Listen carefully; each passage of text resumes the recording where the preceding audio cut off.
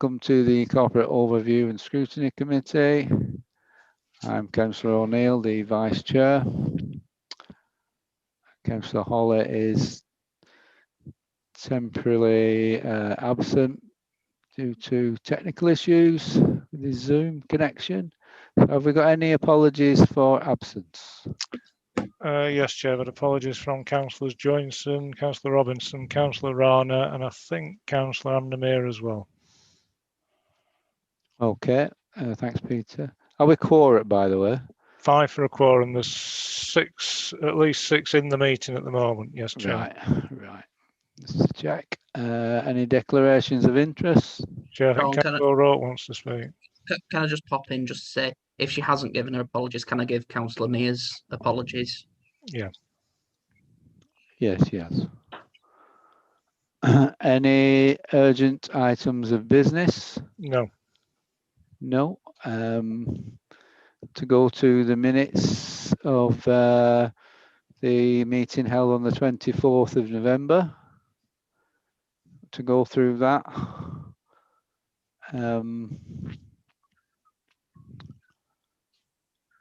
Oh, just let me get it up on this.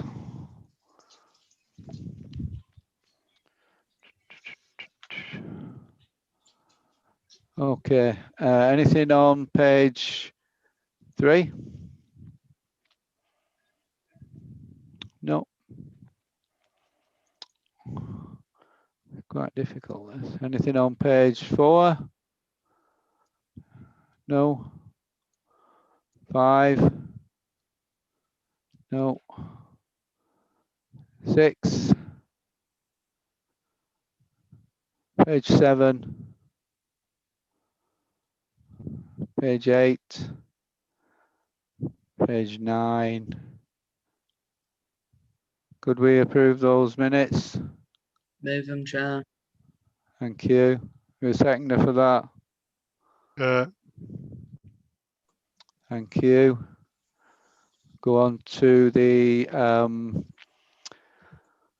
corporate overview and scrutiny actions list. I'll go through those. I'll just go through it, and then if you want to raise something, I will stop. So first one was Township Plan 2022. I think that's going to be deferred till next year, Chair. Okay. The Council's communications priorities. That's coming to the meeting on the 16th of March. Right. I think Councillor John Rooney wants to speak on that, Chair. Okay. Sorry about this, Chair. Because of the work around COVID-19, what we're suggesting is the communications plan moves into next year in terms of the directorate planning process. What we would like to do, and I think it's been raised previously, is give an update presentation on the draft digital strategy. That's something that was requested previously by the committee, and focus on that in that meeting, if that's okay with members. Are okay, members? Take that as a yes. Okay, moving on. Minutes of the Greater Manchester Combined Authority Scrutiny Committee meetings. They're just for information. I mean, there's none on this the agenda for tonight's meeting, but they're just for information when they come, unless there's something specific that members wish to raise or to highlight when they do come. Okay. The directorate plans. I think that's for information, Chair. Health related. Sorry, Chair. John Rooney wants to speak on that as well, please. Right. Apologies, Chair. We've just set up a process for the directorate planning process, and I think the concern from members was that they were involved late in it, and I can share that after the meeting. It's just come out. And what we will do is, if you like, Chair, is have a discussion with yourself, Vice Chair and Chair of this meeting, just to run through the process in a bit more detail. Right, okay, thanks, John. Health-related absences. Well, there's a study group set up around HR issues, and the I believe that the head of HR is updating on that particular issue at the meeting on the 16th of March. Right, I can see that, yes. The scrutiny study group, which met The today. latest meeting of that was this afternoon, Chair. Yeah, I was there. And there's the proposal is to devise a member development strategy to roll out to members with effect from May this year. Yeah. Looking at some of those, they were quite good. The Oldham one was quite good, really. So perhaps John could help out with that. Cyber security. For information, Chair. You all went quiet on me then. Local government ombudsman annual report 1920. Special guardianship policy. I'm not sure what the special guardianship is off the top of my head, but I know there's a move to change the reporting arrangements for the local government ombudsman's report so that it goes to Audit and Governance Committee rather than to this committee. Right. Because we've still got David Wilcox in the in the box. Right. Well, we'll change that. That needs to change, doesn't it? Yeah. Passing over. The council tax. Chair, can I just pop in, Chair? Yeah, go ahead. Seeing as we do complaints, I would suggest it's probably an appropriate report to go to both committees. The any ombudsman report. Okay. I think that would mean that it gets scrutinised, if you like, for both its purposes. All right. I don't have any problem with that. Does anybody else want to say anything? No. Could we note that, please, Peter? Yes, I've done, Chair. Yeah. Thank you. Moving on. Council tax, empty property charges. Well, went to council on went to cabinet on the 1st of December and was to the subsequent council meeting on the 16th of December. Right. Just tell anybody when I'm doing this, reading it out, I can't see anyone. So if you do indicate, you're going to have to do it through Peter, please, or just shout out. There's not a lot of us. Resources. Yeah. The resources directorate plan Q2 update. Well, I think that's related to an action around the elections. The latest advice apparently is that the elections that are planned for this May are to proceed as normal, and the elections manager will be writing to members to clarify details in due course. Okay. School final outturns and well, that'll be going surplus. to the Health, Schools and Care Scrutiny Committee with effect from next year when the report's next due to be considered. Okay. And finally, insurance claims report. That's just to note that a further report, including the additional details members requested, will be submitted in the autumn of next year. Okay. Moving on, going on to the corporate overview scrutiny work programme. Just for information, Chair. Okay, anybody, anything on that? Councillor O'Rourke wants to speak, Chair. Go ahead. Thanks, Chair. Liam. Something I think we probably should ask to be put on the work programme. As we all know, we've been getting several emails from a member of the public on executive pay. I actually have any concerns to say, but I think it's right that we allay the fears of the public on this. So I think a piece of work by the Corporate Overview and Scrutiny Committee just to make sure that, if you like, that time is being used effectively for the amount of pay between different organisations, I think would be useful just to allay the public's fears and put a a rest to this issue once and for all.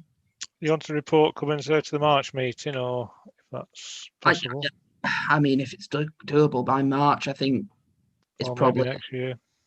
I think it's year, probably advisable for next year just to make sure we have a proper time rather than just rush something through. Yeah, okay, yeah, fine. We'll pick that up, Chair, yeah. Thank you. If the committee is so minded, of course. Yeah, that's a good idea, really. Yeah, all the stuff we've been getting. Anything else? No. Go on to agenda item 6, which is the finance update report 2021 period 8.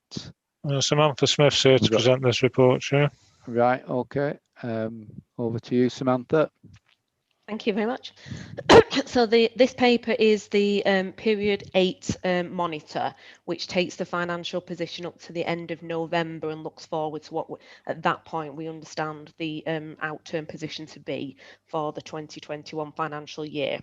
So the paper will be going to Cabinet tomorrow evening, and Cabinet in the paper are asked to note the outturn position that we are forecasting and where we're up to with the savings programme, the pressures on the collection fund and the movement in the capital programme. So firstly, the revenue outturn position, as at the end of November, we are forecasting there will be an in-year saving of 2.162 million. That is split into, as previously we've reported, a pressure for COVID costs and non-COVID. So the pressure on COVID is 559,000, which includes a pressure largely offset by local government funding of losses, and that's up to 25.3 million. And then we have the non-COVID in-year saving of 2.7 million. That is an improvement on the period 6 position, but does again come from the same services as in period 6, which is an underspent in year on children's services, how that is relating through with the children's strategy, which was agreed to have in-year savings and move through to take out funds in the budget, and then the treasury management position. Those are shown in section 4.1.2 of the report and details some more of the underspends in that point. In section 4.4, we show how the council is doing on the non-COVID elements of the savings programme. So there are still some pressures of 367,000 against the £4 million 2021 savings programme that was agreed at February Budget Council last year. Those are all related to COVID and are included in the in-year COVID pressures of the 559,000. We are reporting a balance position as shown in section 4.2 on the pooled fund. That is because all of the pressures are, which is 4.8 million, are relating to COVID elements. And that is split between the council and the CCG, with CCG continuing to have pressures in this year which are above what has been funded separately. There is also forecasting a continuation of a deficit on the high needs block as part of the dedicated schools grant. We've previously had a deficit going forward, and there is a recovery plan to address that, but the pressure in year will be another 1.7 million, which will take the cumulative deficit up to 4.9 million going forward. As this is the dedicated school grant, that can't be crossed over with the general fund and needs to be addressed in its entirety just in the schools grant. We have had some monies received back from the Greater Combined Authority, and that's for the waste levy, so that's 1.8 million, and those have been transferred to the equalisation reserve. Discussions have been had throughout the year due to COVID pressures, and the Combined Authority were looking to see what reserves could be returned to districts, and those will then be used in future years against ongoing COVID pressures. Because we are reporting forecasted in-year saving. What we are looking is that at year end, we will be looking to establish earmarked reserves going forward for pressures that might arise in children's services relating to after effects of COVID, and also in the neighbourhoods and in the economy directorates where there might be a longer term to recovery following from COVID, but those will be looked at when we do our final outturn position at year end. Looking forward at section 4.6, that's the capital programme, we are proposing in this report to ask Cabinet to approve some more rephasing of £11 million of capital schemes into future years, and there is an increase in the budget of £722,000 from additional schemes. As I've reported before, we have been looking closer this financial year at some more accurate reforecasting and looking forward into that future plan so we can get the budgets aligned correctly, and that does have an impact then on our reprofiling of treasury management through the repayment of borrowing. Obviously, as presented previously in section 4.7, this details the collection fund deficit. There has been some improvement in up to period 8 from period 6, where the recovery rate has increased. So we now are showing a net deficit of 6.4 million, where previously we have reported 9.5. The favourable movement has been that we've looked at improvements in debt collection and also some of the grants that and reductions that can be given through the section 31 grant. There will be a deficit obviously carrying forward into next year, and obviously the section 31 grant funds also slip over into the next financial year. So we are asking Cabinet tomorrow to approve that information, to also note some additional funds coming in from New Burdens Administration grant relating to COVID, to note budget pressures and ask for 19,000 additional funds, and that's shown in section 4.3 to come into 2021, and then 117 going forward. Some of that is for a new post in HR for the continuation of funds linked into the service. We will also be looking to amend the purpose of the Property Growth Fund capital scheme, and that is to look further at regeneration as well as investment, and that is linked into new guidance from MHCLG on prudential borrowing.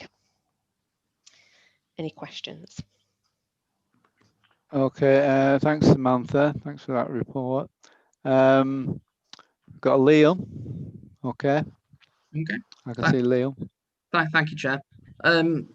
Just if we could turn everyone's attention to Appendix B, which is page 34 in terms of the report. You'll notice on the neighbourhood, one thing that's included is the waste bin replacement programme. I'm just wondering if you could speak to that, because obviously, as we discussed at the previous meeting and several meetings before, we'd made it quite clear as this committee that, charging for replacing waste bins was not something we considered desirable.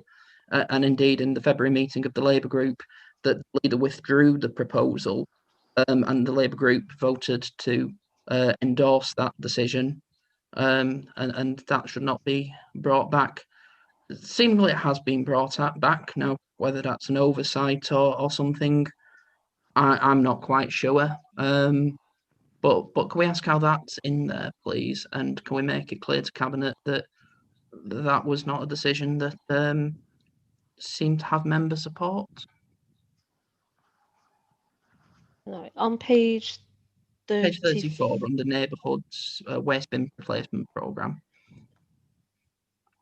Right, I think the section that is under is actually the capital forecast spend. So that's not charging. That's what it would that we hold the capital pot for buying new bins.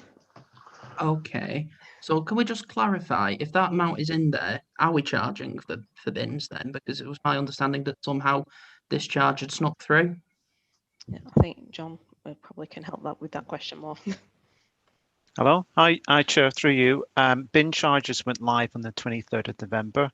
for a charge of £20 for all new and replacement bins, with certain exceptions. I think this is the exceptions, that there are exceptions in terms of people who have to be charged. And we have actually received income of around £9,000 up to the end of January for this. What we did say is that there has been a reduction in demand, and there is an appeals process, and to date we've received 96 appeals. After 12 months of implementation, we will take a report back to O&S on the charges and the impact of this as well. Chair, can I ask that a report comes back far soon? Because, to be fair, if there is an appeals process, which was something that we as a committee threw out the idea of when Neil Thornton brought the idea to us at a meeting around about this time last year. You know what I mean? I think we all accept the circumstances have changed since then. So if there is a small amount of income being made, albeit with a robust appeals process, which means that instead of charging every resident, only 450 residents have been charged for replacement bins. That is a better situation than perhaps we were led to believe by reading reports that went to Cabinet. However, we need to get a full details of that report, because that certainly hasn't come to this committee, certainly hasn't been scrutinised, and I think it's important that it is, to make sure that it's a robust process that's done effectively, because considering the circumstances, if it is a robust process, I think the committee might be minded to accept an appeals process, although it is less than ideal how this has been done.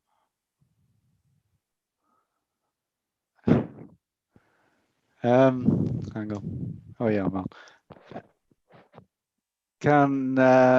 Well, it's going to Cabinet tomorrow, isn't it?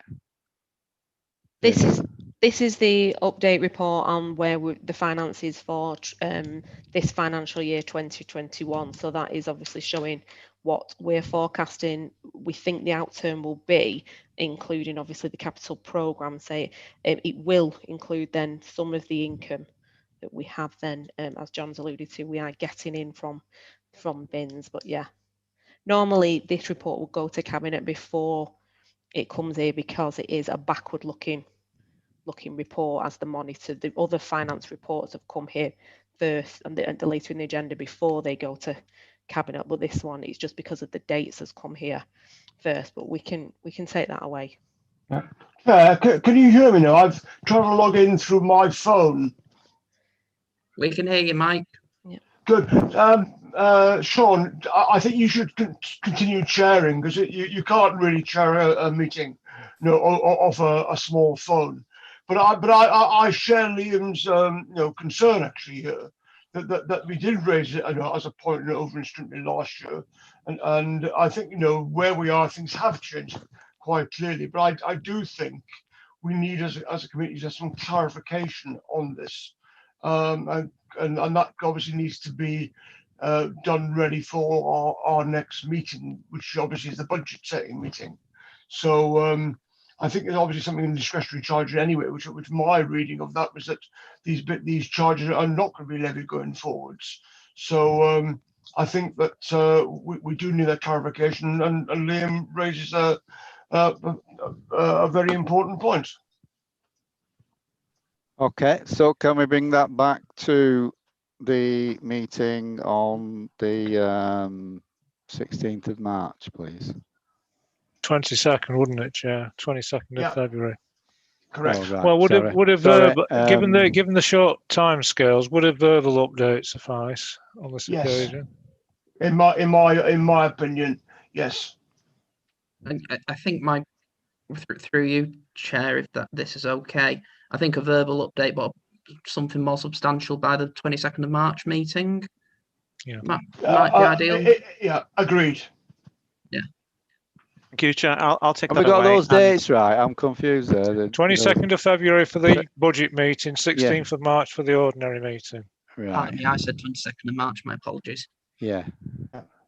So we're okay with that? Yeah. Yes. Right. Is there anything else on that, on Samantha's report? Can I just note one thing? Actually, it's a statement which I don't think Sam said, But it's quite remarkable that we've got where we have got with regards to these figures and showing an in-year surplus, and yet we haven't had to use any of our reserves or balances.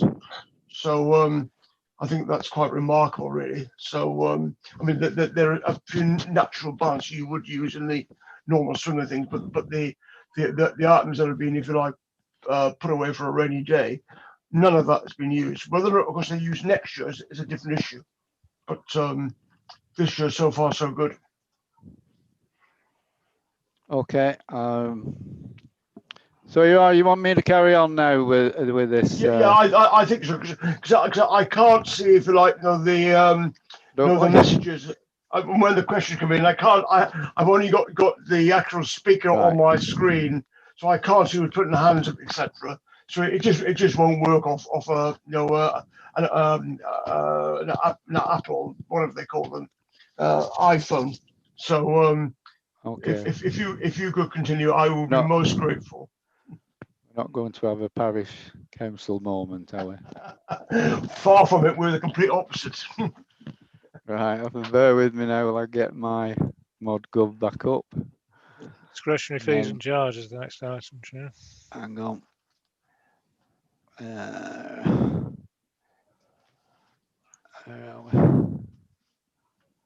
Page okay, it's 57. item 7, yes. And who's doing this?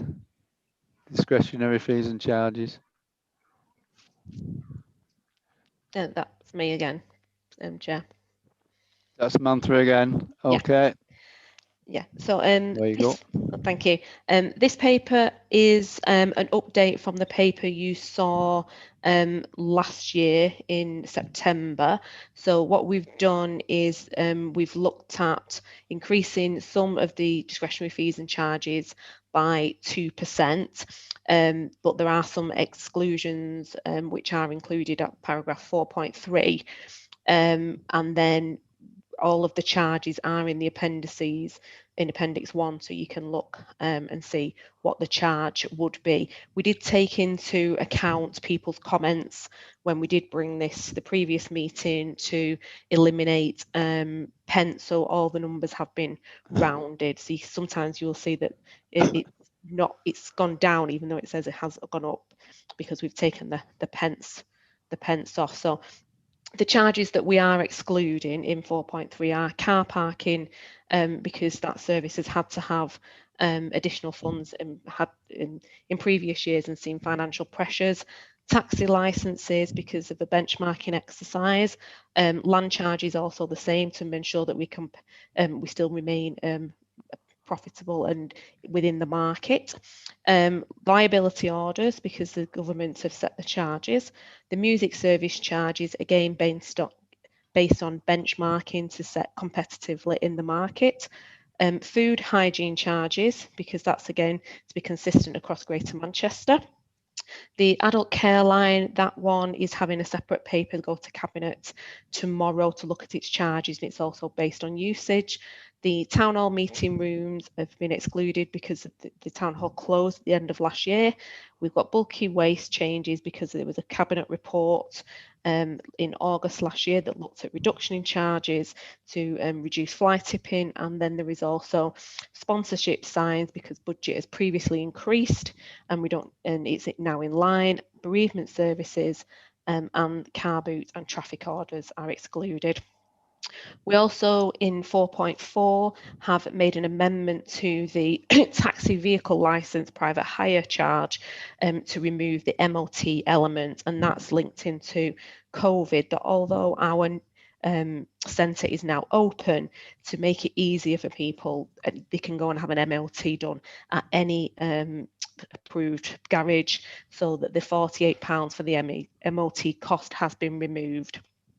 Increasing the charges by the 2% does add 70,000 to our budget, and the elements being proposed there do not have an impact on the 70,000 budget being achieved.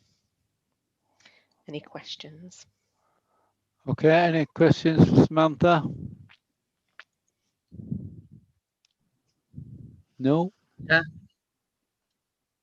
Can I just quickly ask about the quality impact assessments. Just a bit concerned, obviously, particularly with the taxi licenses. I think it's fair to say they've been hit harder than anyone else in terms of loss of business over the past year now. Crikey. And although I appreciate we are desperate for funds, and finding anything we can anywhere, and I think the £48 removal of MOT would be appreciated.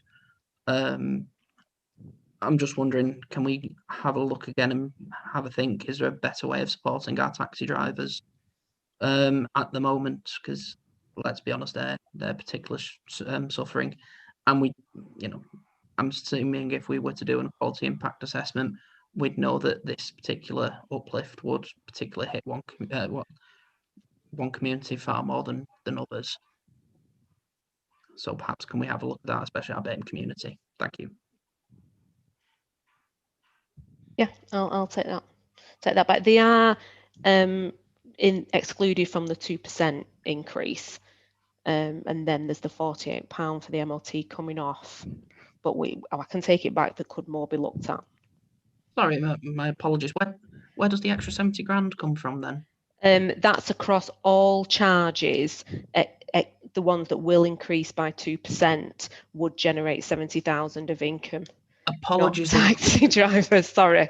Apologies, the way the report reads, it's that although we removed the £48 for taxi drivers, the 2% uplift still makes us an extra 70 grand. Oh, in that case, sorry. No, thank you, and well done. That's good news, and obviously my reading skills are a little I'll rusty. take note.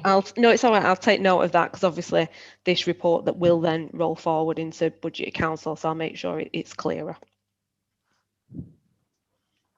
Okay, does anyone else want to make a comment on this or ask a question? Is that no? I think so. We'll go on to the next one. I've scrolled it down.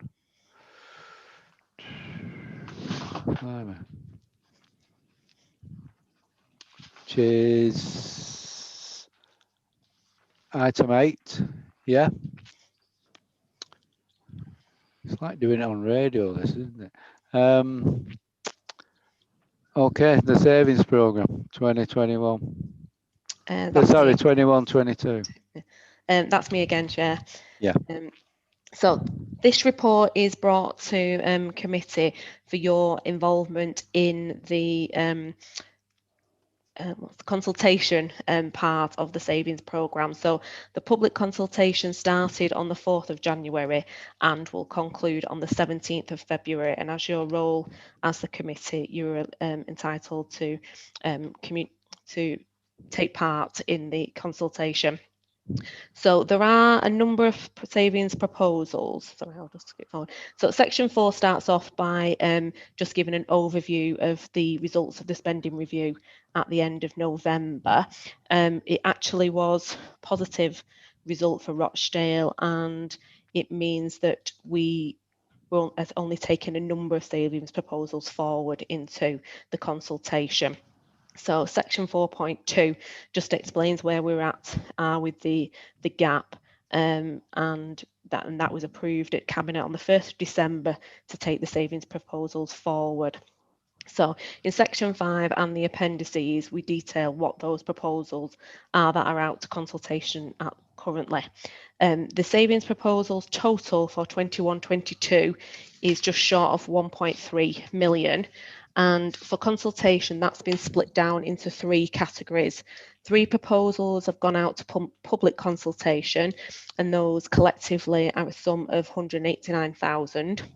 There are 4 proposals which are related to workforce, and we'll go through the DDM process. They total 243,000, and then there are a further 7 proposals which are classed as business as usual, and those total 712,000.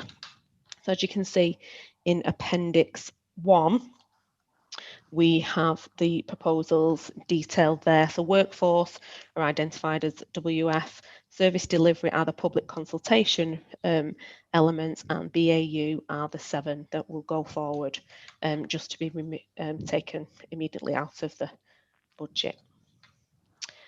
I've got some of the other council officers here to help with any questions you have on specific Sorry to interrupt. There's a public part of this report which we've just dealt with, and the specific proposals are in private. So we need to move a resolution now to go into private. Then we can consider the.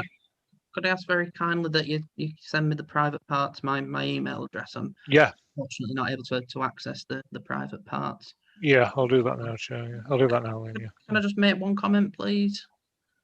Okay, go ahead, Councillor O'Rourke. This is now the 10th year of savings that this council has had to make in a row, without being able to increase funding for things that residents really want. I think we start to need to make a serious discussion now about how we start rerouting cash in the council to services the residents are more and more raising, such as green and clean teams and environmental services, because frankly it's now getting to the stage where us just say, the council just saying, oh, it's the cuts, it ain't cutting mustard anymore. So sorry to use the word cut again with the public. And I do think with it being the 10th year, what we need to do next year, it starts, if you like, have a zero budget approach, and reevaluate where we're spending money, because at the moment, done a good job so far, but the public are really, really starting to be at the end of the tether with all of this, and we need to think about that. Okay, anybody else want to make a comment?